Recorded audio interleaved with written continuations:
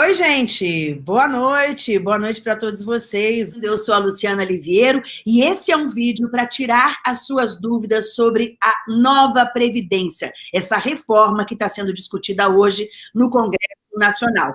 Neste dia, neste horário, quinta-feira, 7h30 da noite, deveríamos apresentar o A Indignada, o nosso quadro de notícias semanal, aquele resumão que a gente apresenta ao vivo toda quinta, 7h30 da noite, mas nesta quinta, dia 4 de julho, excepcionalmente, a gente apresenta este vídeo aqui no canal Luciana Liviero, porque eu passarei por uma cirurgia. Coisa leve, tranquila, em breve estarei de volta, mas impossibilitada de apresentar nessa quinta, dia 4. Então, muita gente tem pedido aqui ao canal para que a gente esclareça um pouco o que tanto se fala de reforma da Previdência. Eu costumo dizer que tem aqueles que são contra a reforma, aqueles outros a favor da reforma, e me pergunto, quem destes parou para ler o calhamaço de informações que tem nessa reforma da Previdência? E mais do que isso, aqueles que pararam para ler, entenderam o que estava escrito ali nesse projeto de emenda constitucional? Muito difícil, é muita informação, é muito termo técnico, é muita matemática para a gente fazer. Por isso, eu convidei hoje aqui uma especialista no assunto, uma advogada e minha xará, Luciana Moraes também, a doutora Luciana Moraes de Farias. Muito obrigada, doutora, pela participação aqui hoje com a gente neste programa especial sobre a reforma da Previdência. A doutora Luciana Moraes de Farias, ela é mestre em Direito Previdenciário pela PUC de São Paulo, onde eu também me formei em jornalismo, aliás, até disso, somos filhas da PUC, mas essa coincidência. Ela também é professora universitária e, além disso, faz parte do Instituto de Advogados Previdenciários. Portanto, participou esse instituto ativamente desse trabalho, desse trâmite todo, desse projeto de emenda constitucional no Congresso. Ela, melhor do que ninguém, vai saber sanar muitas dúvidas que a gente tem, né, doutora? E são muitas dúvidas, né, doutora Luciana? Eu sei que nas suas aulas, em palestras, as pessoas realmente estão perdidas, né? Luciana, é um prazer estar aqui contigo e falando desse tema, Previdência Social, que é onde eu estou inserida, onde eu amo, onde eu dedico boa parte da minha vida para o estudo e para orientação mesmo, com relação à reforma da Previdência, ao que vai mudar, o que fazer. Então, é uma satisfação estar aqui conversando contigo e obrigado pela oportunidade e parabéns pela escolha do tema, porque realmente nós estamos num momento extremamente importante onde as regras vão mudar e as pessoas, independente se é a favor, como você falou, se é a favor ou contra a reforma, o que é importante é saber aonde ela será afetada e o que pode ser feito para minimizar esses efeitos. Então, A minha intenção até, doutora, era tentar esclarecer essas dúvidas antes desse momento importante da votação, né? Porque as pessoas, muitas vezes, é interessante que elas participem, acompanhem a votação no Congresso Nacional, né? Para que elas possam, de fato, entender quem é que está ou não defendendo os seus direitos. Antes da gente continuar, eu vou convidar aqui também para a nossa conversa, acabou de chegar o nosso outro convidado, que é o doutor Eduardo Green. Ele é doutor em Administração Pública e Governo pela Fundação Getúlio Vargas e ele também é mestre em Ciência Política pela USP, além de sociólogo. Doutor Eduardo Green, muito boa noite, bem-vindo, obrigada pela sua participação para discutir esse tema Previdência Social, reforma da Previdência, tão importante para todos os brasileiros.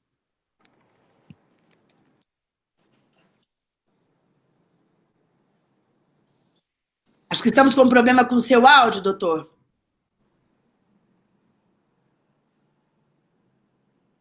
Vou pedir para o senhor ficar falando, que aí o Eduardo Falha... Agora me escutam? Perfeito. Muito obrigada, Eduardo Falha, aqui também coordenando essa transmissão com a gente. Boa noite, Luciana. Boa noite aos internautas também. Desculpe, foi um problema técnico, mas resolvido a tempo, eu espero.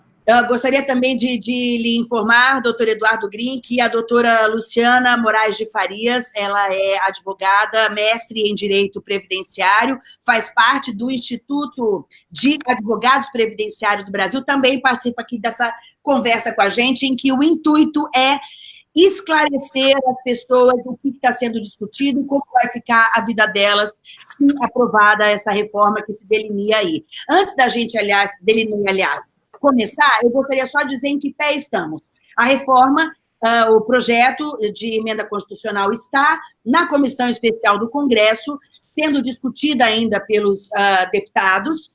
Ainda não houve um consenso. Agora, nessa quarta-feira, dia 3 de julho, havia ainda a questão da discussão dos destaques, ou seja, cada deputado fazendo a sua proposta e decidindo se isso seria discutido na comissão ou se o projeto iria finalmente para o plenário, para votação no plenário, onde também poderiam ser discutidos esses destaques. É esse o pé em que estamos. E, além disso, o presidente Bolsonaro, hoje, nessa quarta-feira, dia 3 de julho, também voltou a afirmar que todos têm que fazer o seu sacrifício enquanto ele participava de um evento militar das Forças Armadas, né? Então, é isso, todos têm que fazer os seus sacrifícios. Eu vou começar, então, com o senhor, doutor Eduardo, perguntando o seguinte: com o que nós estamos vendo aí dessa reforma, de fato, a população pode ter essa tranquilidade de saber que, sim, todos vão fazer o sacrifício? Luciana, há, na verdade, há mais de uma reforma em discussão, me parece, porque se a gente observar o parecer do relator, o deputado Samuel Moreira, de ontem, ele indica que alguns grupos talvez ainda mantenham algumas condições diferenciadas do restante da população, e aqui eu me refiro especificamente a servidores, que terão uma regra de transição diferenciada. Servidores públicos, funcionários públicos, é isso? Funcionários públicos, exatamente. Federais. Como? Federais. Federais, porque estados e municípios seguem fora, pelo menos até o momento, da reforma, né? Certo, tem essa discussão toda. Tem essa discussão que talvez se resolva no plenário, mas não foi possível de equacionar na comissão. Okay. Há ainda uma questão não resolvida nesta tramitação, que diz respeito à reforma dos militares, que é um grupo de pressão bastante organizado e que compõe uma base forte de apoio do presidente Bolsonaro. Então, nós precisamos identificar, de fato, como vão se dar essas questões relativas a uma reforma na qual vale um pressuposto sempre muito importante quando se analisa o papel de grupos de interesse em agendas que são muito fortes do ponto de vista corporativo. Qual seja, onde grupos fortes estão organizados, a tendência é que sejam concentrados alguns benefícios e seja socializado, por assim dizer, um pouco do ônus decorrente desse processo. Ao contrário, quando a população é mais dispersa, a tendência é que os ganhos sejam menores e os custos sejam maiores. Então, é nesse sentido que parece que nós mantivemos, até o presente momento, algumas condições diferenciadas para certos grupos, o que talvez não consiga, na essência, manter esse discurso que vem sendo colocado desde o início da discussão da reforma, de que todos deveriam dar a sua contribuição. Certo. Talvez que a gente possa dizer assim, todos dão a sua contribuição, mas não de maneira igualitária, que talvez suscite uma discussão sobre esse aspecto na reforma.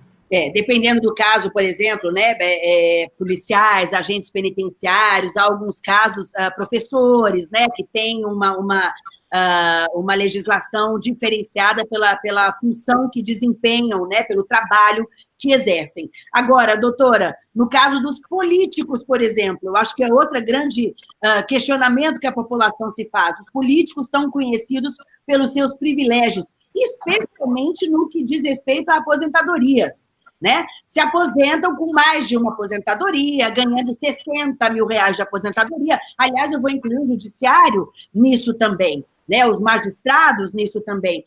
Essas categorias também vão fazer a sua parcela de sacrifício nessa reforma que está sendo proposta? Assim o sacrifício de todos.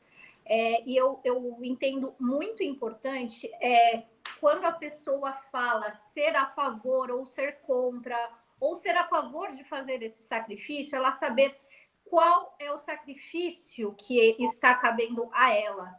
Então, é essencial pontuarmos para as pessoas que estão nos ouvindo: vou fazer o sacrifício, mas eu sei qual é o sacrifício, porque muito se fala, vamos mudar a idade mínima da mulher, de 60 anos passar para 62 anos, mas será que apenas esse sacrifício de 2 anos? É muito mais. Então, é importante pontuarmos qual é esse, entre aspas, sacrifício. O que vai mudar para essa pessoa? Porque entra outras alterações, por exemplo, como a fórmula de cálculo das aposentadorias para o regime geral de previdência social. Quando a gente fala regime geral de previdência social, é para a massa da população, é para quem vai se aposentar pelo INSS. Então, não é apenas uma mudança de idade mínima, é uma mudança total na fórmula de cálculo, que vai impactar diretamente no valor do benefício dessa pessoa. Então, eu acho que é bem importante pontuarmos essas diferenciações. Na reforma como está hoje, manteve-se os 62 anos para a mulher ou voltou aos 60? A proposta é 62 anos mulheres, 65 homens anos, né? 65 anos os homens. Manteve isso, né? Continua assim, doutora. E aí o que a senhora está nos lembrando, e aí é que entra a matemática e toda a complicação, a questão do cálculo, né? Vou tentar falar de uma forma bem simples aqui de cálculo. Então, por exemplo, hoje uma aposentadoria para a mulher, 60 anos de idade, qual é o valor que ela vai receber? Primeira coisa, vai entrar no cálculo todas as contribuições da pessoa de julho de 94. O que aconteceu em julho de 94? Para a pessoa lembrar dessa data, teve um marco aí, que foi a mudança da moeda, quando entrou o real. Então, todas as contribuições de julho de 94 até o dia que ela der entrada na aposentadoria, são esses valores que vai compor o valor da aposentadoria dela. Pegou todas essas contribuições de julho de 94 até a hora de dar entrada na aposentadoria, primeiro passo vai excluir as 20% menores contribuições. Desse total de contribuições, vai tirar as 20% menores. Isso é favorável para a pessoa, porque na hora do cálculo, a média ela vai subir. Se a gente exclui as 20% menores, a média sobe. Então, esse é um passo do cálculo. E como que está na reforma? Essa parte de excluir as 20% menores contribuições não vai sair da fórmula de cálculo. A reforma da Previdência altera essa parte. Não tem mais esse benefício para o aposentado de excluir. Isso quer dizer, então, que provavelmente as pessoas vão ganhar menos aposentadoria. Menos. Numa parte do cálculo, a primeira parte do cálculo, ela já vai ter uma alteração negativa, a menor, no valor do seu benefício. Primeira alteração no cálculo. Segunda alteração. Hoje, para se aposentar por idade, tanto o homem quanto a mulher precisam ter 15 anos de contribuição, 15 anos de trabalho. Com o projeto de reforma, vai passar para 20 anos. Então, mais uma alteração aí, aumentar 5 anos. E aí, vamos pensar, vou dar um exemplo de uma mulher que vai se aposentar hoje e que trabalhou por 15 anos. Então, essa mulher hoje, em 2019, ela tem 60 anos de idade, trabalhou por 15 anos. E a média dos salários dela, de julho de 94 até hoje, vamos colocar um valor de R$2.000. Média de R$2.000. O valor dessa aposentadoria, aqui, com uma calculadora na mão, o valor dessa aposentadoria, que a média deu R$2.000, seria 70% mais 1% a cada ano trabalhado. Se ela trabalhou 15 anos, será 70% mais 15%. 85% de uma média de R$2.000. Então, vamos lá. 2.000 menos 15%, que vai dar R$ 1.700, o valor de uma aposentadoria nas regras atuais. Com a reforma, ela primeiro que vai ter que trabalhar 20 anos, ela vai ter que trabalhar 5 anos a mais. E o valor vai ser o seguinte, essa média de R$2.000 já não vai ser R$2.000, porque não teve a exclusão dos 20% menores. Então, esse de R$2.000 já vai mais ou menos para uns R$1.800. R$1.800 é a média. Aí, como que vai ser o cálculo? Vai iniciar com 60%. 60%. E só vai aumentar de 60% para quem trabalhar mais de 20 anos. Então, vai ser 60% de 1.800. E ainda vai ter os 1% a cada ano trabalhado ou não? Vai ter para quem trabalhar mais de 20. Ah, para quem trabalhar mais de 20 anos, vai subir o valor da aposentadoria. Nossa, então, doutor Eduardo. Hoje, pois não, pode concluir. Hoje a média é 85. Com a reforma, a partir do momento que mudar, já caiu para 60. Então, só aí, o prejuízo é muito mais do que 2 anos na idade, do que 5 anos a mais a trabalhar, mas está no valor. Então, só por isso, se a pessoa quer ser a favor ou contra, tranquilo, o importante é saber as regras. Claro.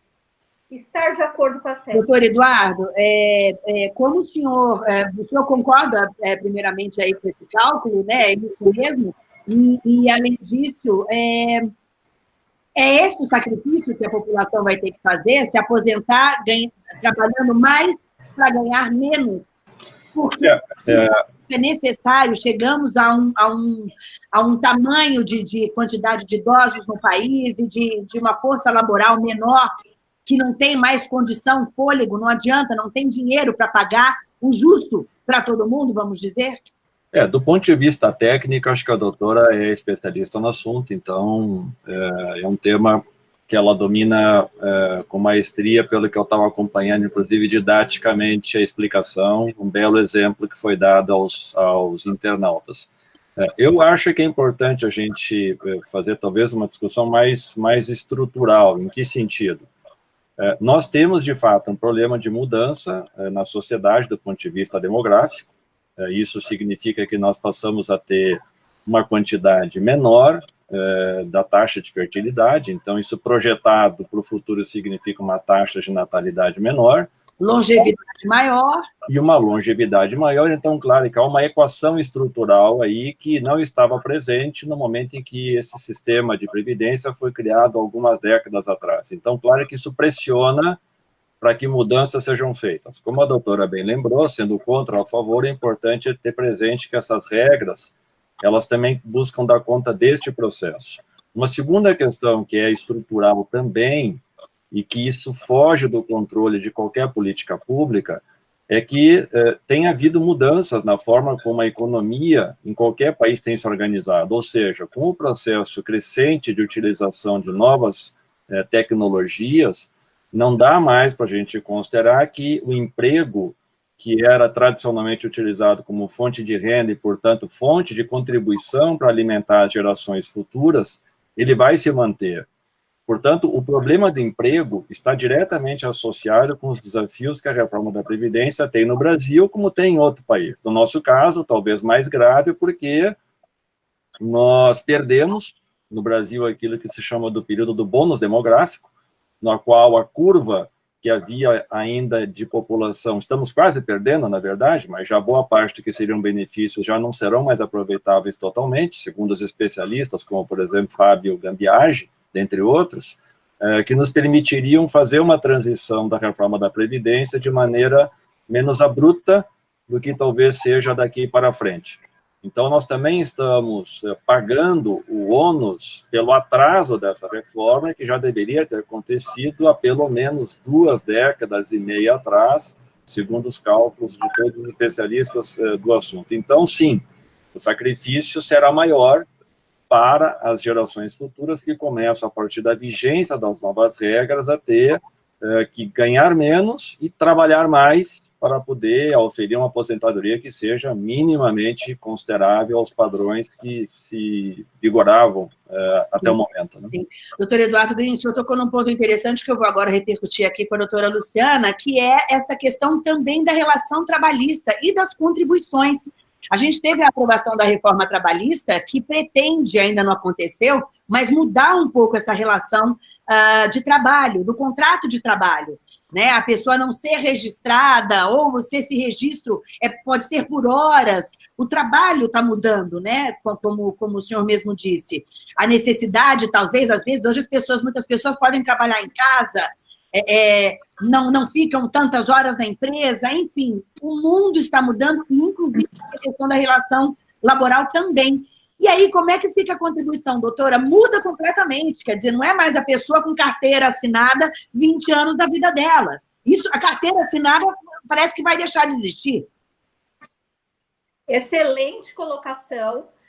Temos que lembrar que tivemos uma reforma trabalhista e que trouxe uma das alterações que vai ter um impacto, que está tendo já um impacto enorme entre reforma trabalhista com o direito previdenciário, é o trabalho intermitente. O que seria o trabalho intermitente? A pessoa pode trabalhar, ser registrada e trabalhar pequenas horas no mês, pouco período durante o mês. Comerciante que precisa de um reforço aos sábados, que é quando a loja dele tem maior movimento. Para aquele dia que contrata um funcionário, é isso.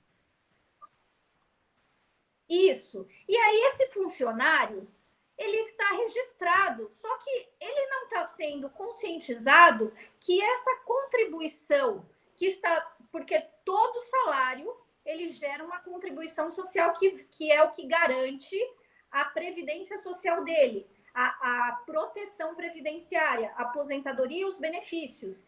Essa contribuição, que como ele trabalhou muito pouco, muitas vezes não chega ao mínimo legal, que é o salário mínimo. Esse funcionário, ele teria que complementar essa contribuição para que aquele mês trabalhado e que ganhou menos que o salário mínimo possa ser contado no âmbito previdenciário, ser contado para a sua aposentadoria. Se ele adoecer, ele ter condição de segurado, qualidade de segurado, para ele ter uma proteção junto ao INSS. E o que aconteceu? Essa reforma trabalhista, além de trazer desemprego, que isso é fato, ela trouxe esse prejuízo nas contribuições dos empregados. Então, ele consegue um registro, mas essas contribuições, por estarem num valor menor que o salário mínimo, que é necessário uma contribuição que tenha o valor pelo menos no salário mínimo, não está acontecendo. Então, aquele mês não será computado para uma aposentadoria dele. E aí, o que vai acontecer? Essa pessoa não vai conseguir completar, no mínimo, os 20 anos para aposentadoria no futuro. E aí, o que vai acontecer? Precisamos pensar no lado econômico, mas, às vezes, está sendo um tiro no pé, porque o que acontece? Essa clientela, esses segurados que trabalham e que o governo pretende que se aposente com 20 anos ao mínimo de contribuição, ele não conseguirá ter 20 anos de contribuição e ele acabará sendo cliente da assistência social. O que vai acontecer? Ele vai ficar naquele mínimo, né? O período mínimo para se aposentar e vai buscar um benefício da assistência social, que é o LOAS, que é o benefício assistencial ao idoso. E aí o governo também vai tirar dos cofres para pagar um benefício para essa pessoa sem a contribuição. Então, essa é uma preocupação que tem que se ter. Tudo bem, tem que fazer a reforma, sim, mas tem que pensar o que vai acontecer ali no futuro. Essa pessoa, ela vai precisar de uma proteção no futuro, porque ela não vai ter renda e ela não vai ter a proteção. Sem dúvida, ficou claro, quer dizer, para ela ter o mínimo necessário para ter o mínimo de benefício na sua velhice, ela precisaria, numa situação como essa que a senhora explanou aí para a gente, contribuir.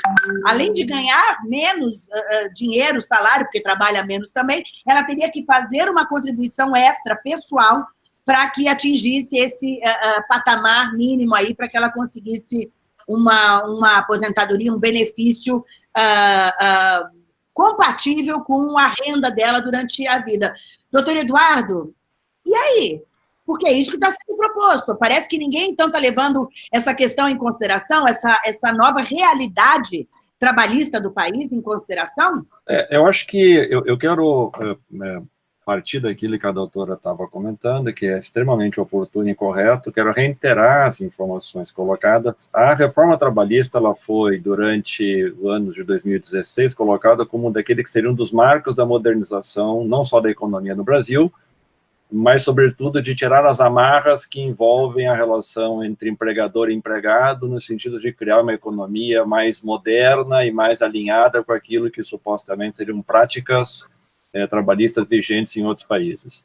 Agora, no nosso caso, esse desmame, por assim dizer, das regras que até então vigoravam e que protegiam, sobretudo, o lado mais fraco da relação entre o empregador, ou entre capital e trabalho, que era o lado dos trabalhadores, ela efetivamente não veio a contribuir para que nós tivéssemos esse binômio virtuoso caminhando junto, ou seja, mais emprego com mais liberdade econômica. Bom para todo mundo. Não foi bom para todo mundo, porque nós devemos sempre lembrar que, do ponto de vista histórico, as nossas, vou usar aqui uma expressão, me permita um certo clichê, mas talvez torne mais fácil o entendimento, as nossas elites econômicas, elas nunca estiveram ou nunca foram muito preocupadas com as questões que envolvem justiça social.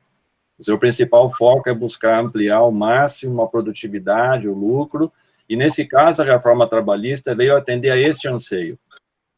Se nós associarmos a esta reforma trabalhista o desenho da reforma da Previdência que agora se afigura, o que nós podemos talvez identificar é que isso para o futuro significará uma carga ainda maior para trabalhadores que vão conviver com uma possibilidade de defesa dos seus direitos ainda menor e numa economia que não aponta num cenário de curto prazo para uma redução da recessão que nós estamos enfrentando e da possibilidade de que ela possa expandir novas áreas de negócio, de emprego e que, porventura, venham a minimizar este problema.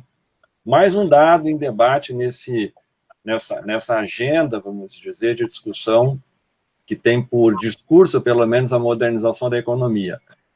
De novo, na arena trabalhista, a promessa do ministro Paulo Guedes da implantação da chamada Carteira de Trabalho Verde e Amarela, que ela passaria a valer para os novos ingressantes no mercado de trabalho, com uma carga de direitos menor do que aquela que vigora hoje para todos nós que já estamos inseridos no mercado de trabalho, ou seja... Os direitos de mais trabalho, que ficou... Exatamente, tudo isso sinaliza para um cenário no futuro, no qual a perspectiva é uma redução ainda maior de direitos sociais, da proteção social, que foi, na verdade, um grande colchão de seguridade criado a partir da Constituição de 1988, exatamente para tentar reverter um pouco da situação de injustiça social que caracterizou a evolução da economia brasileira e, sobretudo, agravada durante o período do regime militar. Então, é contra esse impacto social que foi criado em 88 que essas novas mudanças que vêm sendo implantadas, já foram implantadas e que se avizinham de serem implantadas no futuro, é que talvez seja importante da gente atentar, porque elas terão, sim, efetivamente, impacto direto na vida do cidadão hoje e no futuro no seu futuro, né? Mas pelo que a doutora falou, e o senhor agora, eu não sei se entendi erroneamente duas coisas. Uma, o governo, segundo a doutora, e me corrija se estiver errada, doutora Luciana, vai ter que, no fim, pagar mais também, porque a quantidade de pessoas abaixo de uma linha aceitável de rendimento vai aumentar e o governo vai forçar o governo a entrar aí para tomar uma solução para não deixar essas pessoas morrerem à míngua. E a outra questão que o senhor me coloca e que eu me pergunto aqui, eu falo, mas então eles estão fazendo deliberadamente, sabendo que a gente está criando uma geração de miseráveis no futuro, na velhice? Teremos velhos miseráveis, é isso? Uma massa, uma multidão? Doutora, por favor. Então, esse benefício, ele seria o âmbito da assistência social que hoje existe, até uma parte que está na reforma, que está sendo muito discutida, que é o benefício assistencial. Sim, aquele que queriam aumentar, né, doutora? Para receber R$400, etc. e tal, mas voltaram atrás. Parece que nesse ponto continua. É esse benefício. Então, é um benefício que existe hoje, que é pago ao idoso acima de 60 anos, que tenha uma renda per capita de até um salário mínimo para 4 pessoas. Tem algumas situações que dá para ampliar essa renda, mas, na regra geral, um salário mínimo para 4 pessoas. E aí ele receberia um salário mínimo por baixar para R$400. Independente de ser 400 ou um salário mínimo, estamos falando da proteção social para aquela pessoa que está abaixo de uma linha a própria lei fala o termo miserabilidade, são pessoas que estão nessa linha que não teve condições de contribuir para a Previdência Social, então ele vai buscar esse benefício assistencial. Então, deve ter, sim, essa preocupação de, ao invés de conceder um benefício previdenciário, que é para aquela pessoa que contribuiu, que fez a contribuição e está tendo como contrapartida uma aposentadoria para pessoa que não teve condições de contribuir o tempo necessário e buscar um benefício para aquelas pessoas que não têm necessidade de contribuir. No final, o dinheiro acaba saindo do governo para essa população. E, assim, temos que pensar que estamos aqui tratando de um direito social, estamos falando da dignidade da pessoa. Então, é importante, sim, pensarmos na parte econômica, mas não podemos deixar a questão do direito social, o direito do cidadão, porque é muito melhor ele ter o direito à sua aposentadoria porque ele trabalhou, ele contribuiu à felicidade de uma pessoa que consegue uma aposentadoria digna. Digna é, assim, a média do que ele contribuiu e está recebendo uma aposentadoria, do que ele não tem condições e pedir esse benefício assistencial que pode ser cortado. Claro, ele trabalhou para isso. Passou anos contribuindo, né? Então, simplesmente um retorno que ele tem de todo esse dinheiro que ele dispensou aí durante todo esse tempo. Agora, doutor Eduardo, então existe a gente ouve falar a reforma de 1 trilhão, tem que economizar 1 trilhão, ótimo ter mais 1 trilhão na economia para dar para a saúde, para a educação, maravilhoso, quem não quer mais dinheiro? Mas quer dizer que esse 1 trilhão é muito bom, mas para conquistar esse 1 trilhão, a gente pode estar comprometendo o futuro de milhões de pessoas. Eu não tinha essa noção do que vocês estão me falando agora, e eu confesso que fiquei bastante preocupada de ver que realmente muita gente não vai conseguir, porque não tem emprego, e quando tem emprego, a relação é diferente, o salário é menor, o tempo trabalhado às vezes é menor, e essa pessoa dificilmente vai conseguir ter por ela própria, contribuindo direitinho 20 anos, um salário decente quando ela se aposentar. É isso? Eu acho que a gente, para adentrar um pouco mais algumas questões, voltando primeiro, se me permite, Luciana, a questão da reforma trabalhista e o problema da Previdência. Na medida em que nós passamos a ter, como a doutora mencionava, trabalho intermitente, contribuições menores, isso também afeta a própria sustentabilidade do regime geral da Previdência, ou seja, menos dinheiro que entra no caixa. 2, nós passamos a ter menos empregos, ter menos dinheiro que entra no caixa. E contra tudo isso, a perspectiva que se apresenta é que, no futuro, nós passaremos a ter alguém, como a doutora disse, dependente do BPC, que é o Benefício de Prestação Continuada, que não é previdência e está lá, isso é assistência social. É uma outra lógica completamente diferente, porque ela não está associada com o emprego e com o trabalho, está associada com um benefício social. Mas sai do mesmo fundo. Cai do mesmo, ela não sai daí do regime da Previdência, mas ela sairá do Orçamento Geral da União, que sustenta o benefício de prestação continuada. Então, a perspectiva, considerando esse desenho, ela não aponta, olhando a partir de hoje, para um cenário que seja muito positivo. As alternativas colocadas, por exemplo, tomando o Chile sempre como um exemplo, seria, vamos então buscar fazer um regime de capitalização. Mas, ora, vamos pensar assim, tem milhares de cidades no Brasil, e eu estou usando milhares aqui, porque são realmente muitas dos 5.570 municípios do Brasil, que a economia local, ela é, sobretudo, movimentada a partir de 2 tipos de recursos que vêm do governo federal. Bolsa Família. 2, o benefício de prestação continuada. Então, como é que nós vamos imaginar que nesses milhares de municípios haverá economia suficiente para gerar um regime de capitalização que venha garantir no futuro uma alternativa alinhada com aquilo que a doutora disse, de uma aposentadoria justa e digna? É muito improvável que isso venha a acontecer. Então, do ponto de vista estrutural, a preocupação que se coloca é como é que nós vamos fazer para que no futuro esses milhares de cidadãos que vão viver mais, vão durar mais, vamos dizer assim, possam de fato ter a garantia de que minimamente as condições de vida serão garantidas, e mais do que isso, a pressão que isso vai gerar sobre os serviços de saúde, que é o SUS, que é uma outra política pública que nós sabemos também subfinanciada, ela vem perdendo ano após ano recurso federal, vem aumentando a exigência de investimento dos municípios, que já estão numa situação financeira precaríssima, e, portanto, há efeitos colaterais desse processo que também não estão sendo considerados, porque todos eles dizem respeito, ao fim e ao cabo, que qualidade de vida as pessoas que vão ficando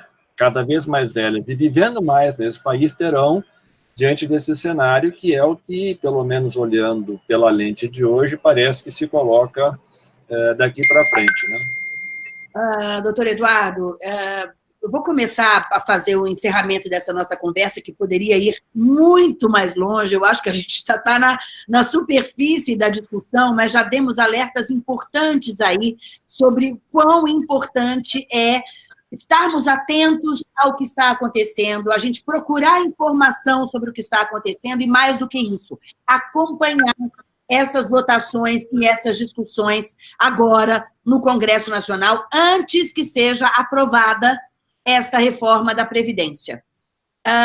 Portanto, eu vou encerrar pedindo a vocês dois, começando pela doutora Luciana. Doutora, a que devemos estar atentos nessas discussões? Em sua opinião, o que é importante, relevante, que seja mantido ou que seja protegido para que esse trabalhador, que depende do INSS, tenha um futuro tranquilo, que é o que todo mundo quer nesse mundo, é chegar à sua velhice e ter paz e tranquilidade? Então, aqui, aproveitando essa finalização, tem muitas situações que os nossos ouvintes, no geral, as pessoas estão com muita dúvida, é o quê? O direito adquirido. O direito adquirido seria o quê? Aquelas pessoas que são aposentadas e são pensionistas, pode vir a reforma que vier, que esse direito ele não será afetado. Aonde mais entraria o direito adquirido, protegido pela reforma? Até um dia antes de entrar essa reforma em vigor, lembrando que estamos falando de um projeto, não está valendo ainda. Então, para a pessoa que já tem o direito de se aposentar com as regras atuais, até um dia antes de entrar da reforma, se ela completar esses requisitos, isso que quer dizer direito adquirido. Isso quer dizer o quê? Mesmo que mude as regras, essa pessoa não será prejudicada no seu direito. Então, isso é uma regra fundamental para a proteção do cidadão brasileiro. Então, primeira situação é essa. Então, eu quero, assim, finalizar aqui com uma dica para quem está nos ouvindo. Cuidar da sua situação de hoje, como está a sua situação previdenciária, como estão os seus registros, como está a empresa que você abriu, como estão as suas contribuições, regularizar toda essa situação agora. Por quê? Para aproveitar as regras atuais, para ver se você consegue completar o tempo de se aposentar com as regras atuais, que elas são mais vantajosas do que o que virá com a reforma. Ou, se não conseguir, que entre em uma das regras de transição que entrará em vigor com a reforma. Então, a dica é essa. Cuide, mas saber. Não, se você já trabalhou, cuidar dessa parte. A gente fala do patrimônio previdenciário, como está a sua situação. Então, fazer a contagem, verificar se está tudo certo.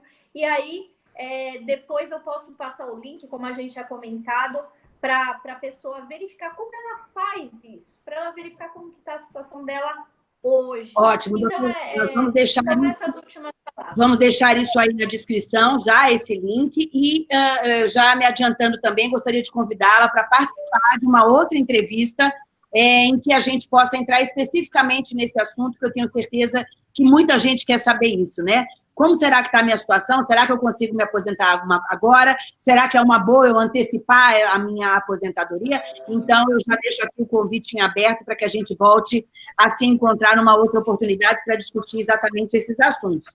E peço agora, então, para o doutor Eduardo. Doutor, no seu ponto de vista, aqui a gente deve prestar atenção nesse momento final de discussões aí no Congresso Nacional. O que no seu entendimento, vital, que seja mantido ou que seja alterado da maneira que o senhor entender aí, mas para privilegiar, para preservar, melhor dizendo, os direitos de uma vida tranquila, como eu disse, na nossa velhice. Eu acho, a primeira questão que eu quero chamar a atenção, Luciana, é assim, que eu acho que esse é uma emenda constitucional de uma enorme complexidade para ser discutida, e, portanto, ela dificilmente será revertida num curto espaço de tempo. Isso não quer dizer que essa emenda ela resolverá estruturalmente os problemas de financiamento da reforma, porque tem questões, como eu disse antes, não controláveis. O tal do 1 trilhão não vai dar conta, esse número mágico, de resolver os problemas de financiamento da Previdência, não vai dar conta de resolver os problemas do déficit fiscal no Brasil, e não vai dar conta de resolver os problemas de financiamento e outras políticas públicas de baixa qualidade que nós temos no país. Portanto, é importante que a população ela preste atenção para saber se efetivamente esta questão que está no âmago da reforma chamada Nova Previdência, ela vai mais uma vez repetir desigualdades quando ela for aprovada, seja no sentido de repassar o ônus maior para a maioria da população, seja mais uma vez de buscar preservar grupos que historicamente têm se servido do Estado brasileiro, ganhando benefícios desproporcionais, aposentadorias mais vantajosas, ou mesmo grupos que buscam obter algum benefício em função da sua proximidade com o governo. Falo especificamente do próprio lobby que parece que o presidente Bolsonaro já começa a fazer em favor dos policiais militares.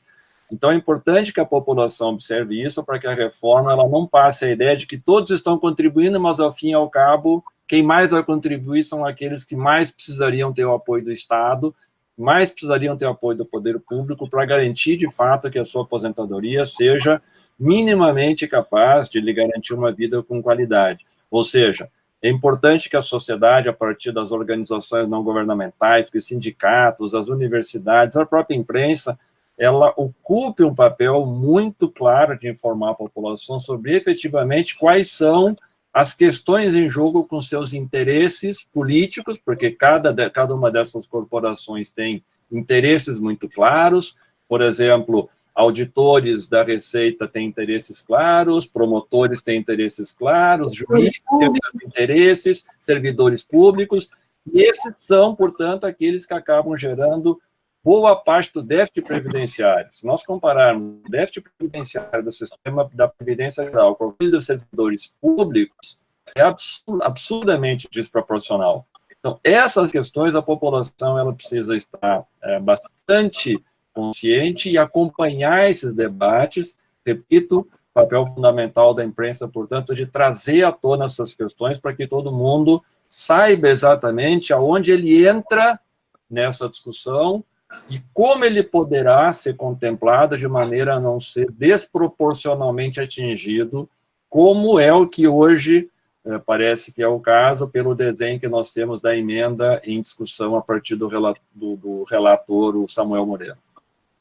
Doutor Eduardo Green, muitíssimo obrigada pelos seus esclarecimentos, pelas suas orientações, dicas, pelas suas colocações importantes, que eu acho que contribuem justamente para esse fim, que é o nosso intuito aqui hoje, de informar, de esclarecer, de chamar a atenção para um assunto que é tão importante para a vida de todos nós, brasileiros, de uma maneira ou de outra, de quem depende da Previdência e de quem não depende da Previdência, porque se a gente quer viver num país bom, sem violência, tranquilo, a gente não pode ter injustiça social, né? Que eu acho que é o que nos trouxe a situação em que a gente está hoje vivendo aqui no nosso país.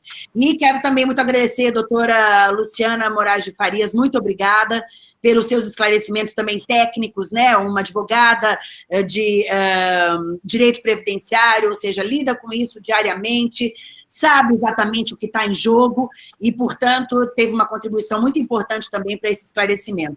E eu peço aos dois, foi um prazer estar aqui com vocês, aprender com vocês, e espero que a gente possa se encontrar novamente, porque restam muitas dúvidas. E espero, então, que a gente possa conversar mais sobre isso antes dessa reforma passar por uma votação no plenário, para que a gente possa acompanhar todos nós isso de perto. Muito obrigada, viu, doutora? Boa noite. Boa noite, Luciana. Obrigado pelo convite. Obrigada. Doutora, muito obrigada. Boa noite para a senhora também. Até a próxima. Tchau, tchau. Obrigada. Gente, é isso aí, então. Esse vídeo tentando esclarecer algumas questões da Previdência. Obrigada a vocês, nossos especialistas aí, vocês viram da melhor qualidade, que chamaram atenção para assuntos tão importantes aí para a gente. Eu espero que tenha servido para vocês, que tenha sido útil para vocês, e espero também que a gente possa voltar com essa discussão futuramente, em breve, na verdade, para esclarecer outras dúvidas que eu tenho certeza que vocês têm aí, que vocês ficaram com essas dúvidas. Então, esse foi um A Indignada especial, gravado, mas semana que vem, se Deus quiser, estaremos juntos aqui de novo, com o resumo das principais notícias da semana, toda quinta-feira, 7h30 da noite, tem ao vivo, aqui no canal Luciana Liviero, A Indignada. Uma ótima noite para todos vocês, obrigada pela companhia. Não deixe de se inscrever no canal se você ainda não se inscreveu e não vai embora sem deixar o seu like, tá? Muito obrigada. Tudo de bom, gente. Tchau, tchau.